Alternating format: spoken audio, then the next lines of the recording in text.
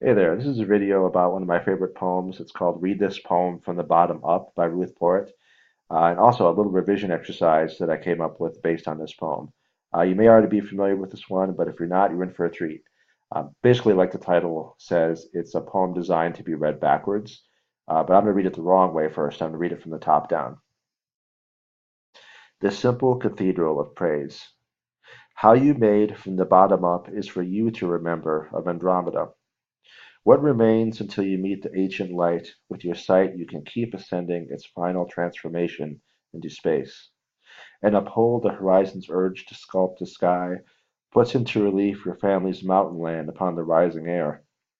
In the distance, a windward falcon is open high and steady, far above the tallest tree, just beyond your height. You see a young pine lifting its green spire by raising your eyes out onto the roof deck. You pass through sliding glass doors and up to where the stairway ends, to the top of the penultimate stanza, past the second story. But now you're going the other way, line by line, to the bottom of the page, a force that usually pulls you down, of moving against the gravity of habit while trying not to notice the effort and feel what it's like to climb stairs. Okay. So, if you're anything like me, you kind of hate it when you read it that way. It's not just that the syntax isn't perfect for reading it backwards. It's just that it feels kind of heavy and ponderous.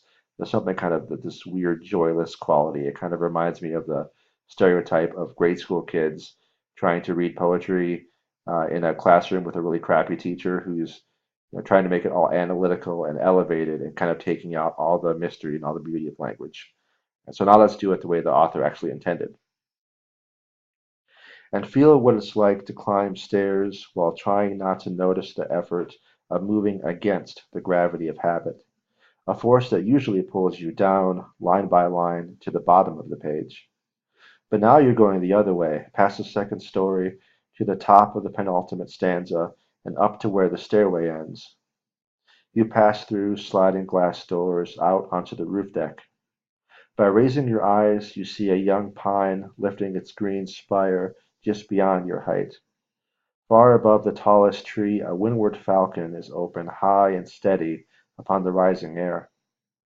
In the distance, your family's mountain land puts into relief the horizon's urge to sculpt the sky and uphold its final transformation into space. With your sight, you can keep ascending until you meet the ancient light of Andromeda. What remains is for you to remember how you made from the bottom up the simple cathedral of praise. Right? Isn't that awesome? And it's not just the how the language flows better when you read it that way. It's also just the sort of energy you get by breaking the rules.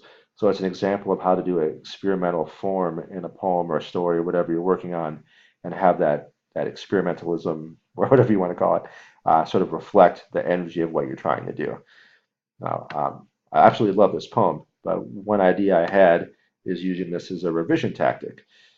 So basically, what you do is you take a poem of your own, preferably a short one, and then you just reverse it. Now, I don't literally mean that you reverse all the words because that would just be gibberish. But you can kind of flip them around like this, but then use that as a tool for revision. I'll show you what I mean. All right, so this is a poem of mine. I think it's from my third book. It's a poem that I wrote that I'm not super happy with. It's okay. It's kind of, I'll take it or leave it. But this is the original version, The Birthdays of Ex-Lovers. How they pinball through the mind like the combinations of outgrown lockers, a mishmash of Virgos and Cancers, on whose soft favor we once depended. Useless now like the few syllables bored in from foreign language classes, the equations of elementary physics they swore we must memorize if we held any hope for future happiness.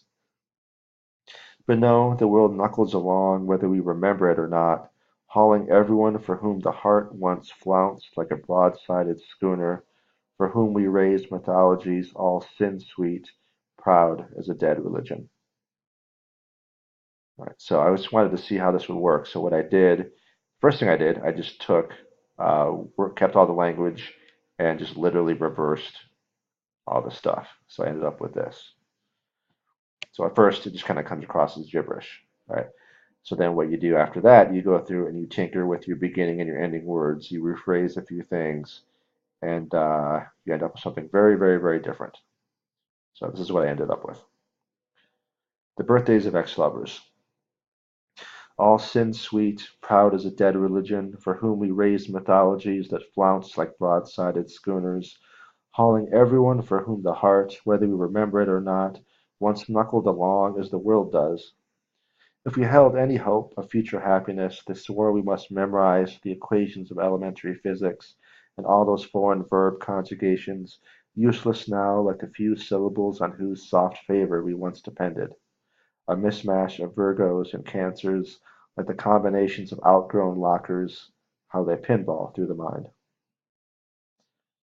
All right, so if you ask me which of these versions do I like better, it depends. I like the ending of this revision a little bit better. Even when I tinkered with the syntax, not everything flows the way I would like it. But this is, I think, a pretty valuable tool for revision.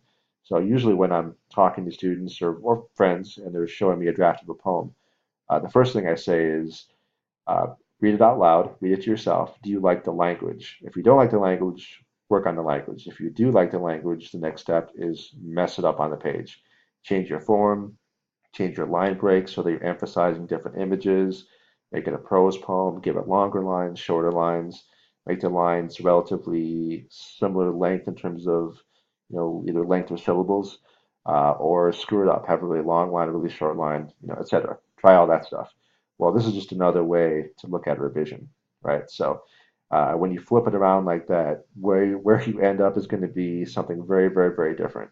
Maybe you'll hate it. Maybe you won't actually like the revision. Maybe you'll like the revision better. Or maybe you'll just come up with a couple images or comparisons or metaphors that you can use later. So I hope that was helpful. Take care.